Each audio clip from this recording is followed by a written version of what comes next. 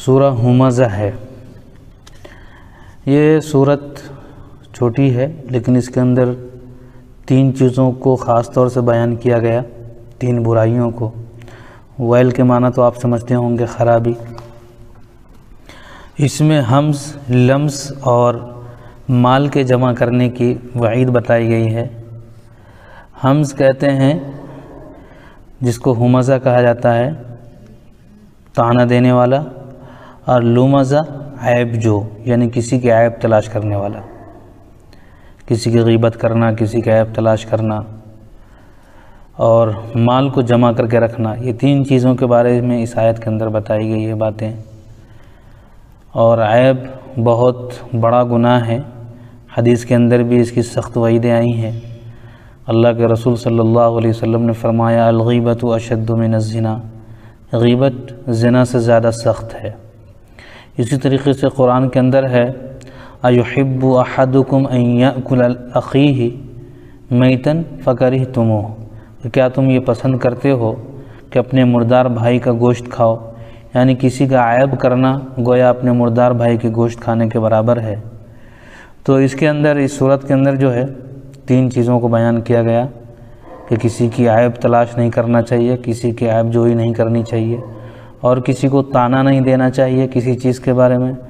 تیسری چیز، مال اگر اللہ نے دیا ہے تو اس کو گن گن کر کے نہیں رکھنا چاہیے، جو جائز کام ہے اس میں خرچ کرنا چاہیے۔ مال جتنا بھی کمائے اسلام نے منع نہیں کیا، لیکن یہاں پر یہ ہے کہ آپ مال کو بخالت کے ساتھ جمع کر کے نہیں رکھنا۔ عام طور پر جب مال بڑھتا ہے تو انسان کی جو ہٹس اور بڑھ جاتی ہے کہ چلو آج اتنے ہو گیا اور اتنا ہو جانا۔ خرچ کرنے کا جب موقع آتا ہے تو آدمی سوچتا ہے اتنا مال ہے، اتنے میں اتنے کمی ہو جائے گی۔ مثال کے طور پہ زکوٰۃ، سال میں ایک بار زکوٰۃ دینا ہوتا ہے، آدمی سوچتا ہے یار اتنا میں اتنا زکوٰۃ دے دیا تو اتنا کم ہو جائے گا۔ یعنی جو ضروری کام ہے، جو اللہ کے فرائض میں اگر اس میں خرچ نہیں کرتا ہے تو پھر وہ گنہگار ہوگا اور اس کی پکڑ سخت ہونے والی ہے۔ اللہ تعالی ہم سب کو جو ہے عمل کی توفیق عطا فرمائے۔ انشاءاللہ ابھی ہم اس کا متن پڑھیں گے۔ اعوذ باللہ من الشیطان الرجیم، بسم اللہ الرحمن الرحیم، ویل لکل ہمزۃ لمزہ الذی جمع مالا وعددہ يحسب أن ماله أخلده كلا لينبذن في الحطمة وما أدراك ما الحطمة نار الله الموقدة التي تطلع على الأفئدة إنها عليهم مؤصدة في عمد ممددة۔ اب اس کا مختصر سا ترجمہ کر لیں گے، جو تھوڑی بہت تفصیل کی باتیں تھیں، جو کام کی چیزیں تھیں ہم نے بتایا، بس اس کا تھوڑا ترجمہ ہم ایسے کر لیتے ہیں کہ ویل خرابی ہے ہر عیب لگانے والے اور طعنہ دینے والے کے لیے، یعنی ہر عیب لگانے والے، طعنہ دینے والے کے لیے ہلاکت ہے۔ الذی جمع مالا وعددہ، جو مال کو جمع کرتا ہے اور اسے گن گن کر رکھتا ہے۔ الذی، جو جمع کرتا ہے مالا، مال کو، وعددہ، اور اس کو گنتا ہے۔ تو جو مال کو جمع کرتا ہے اور اسے گن گن کر رکھتا ہے۔ یحسب، کیا وہ گمان کرتا ہے، ان، یہ کہ مالہ، اس کا مال، اخلدہ، ہمیشہ باقی رہے گا۔ یحسب ان مالہ اخلدہ، خیال کرتا ہے کہ اس کا مال اس کے پاس سدا رہے گا۔ سدا کا معنی ہمیشہ۔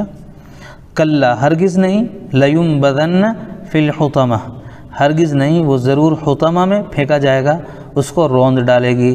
پھر آگے حطمہ کیا ہے وہ اللہ کہتے ہیں وما ادراک ما الحطمہ، اور آپ کو کیا معلوم کہ حطمہ کیا ہے؟ نار اللہ الموقدہ، وہ اللہ کی بھڑکائی ہوئی آگ ہے۔ التی تطلع علی الافئدہ،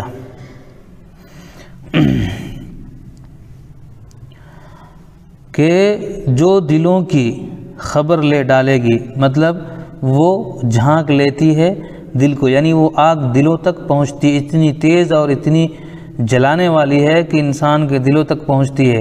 عام طور پر جب انسان کے جسم کے اندر آگ لگتا ہے، جب انسان مرتا ہے تو اس آگ کی گرمی دل تک پہنچنے سے پہلے ہی انسان مر جاتا ہے، تو اس آگ کی کیا پریشانی ہے، دل تک پہنچنے کی جو تکلیف ہوتی ہے وہ دنیا میں نہیں سمجھ سکتا، لیکن آخرت میں چونکہ مرنا نہیں ہے، وہ دل تک انسان کے پہنچے گی اور اس کی جو تکلیف اور اس کی جو پریشانی ہوگی وہ عجب ہی قسم کی ہوگی۔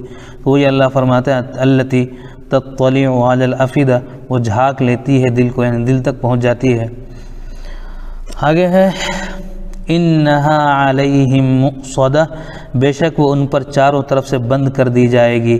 مثال کے طور پہ ایک صندوق ہو، صندوق کے اندر آگ ہی آگ بھرا ہوا ہو اور جو ہے اس کے اندر انسان کو ڈال دے، تو آگ کے اندر انسان بندھا ہوا ہوگا لمبے لمبے ستون میں، فی عمد ممددہ، گویا آگ کا ستون ہے، اس کے اندر انسان بندھا ہوا ہے، اس سے چھٹکارا نہیں پا سکتا۔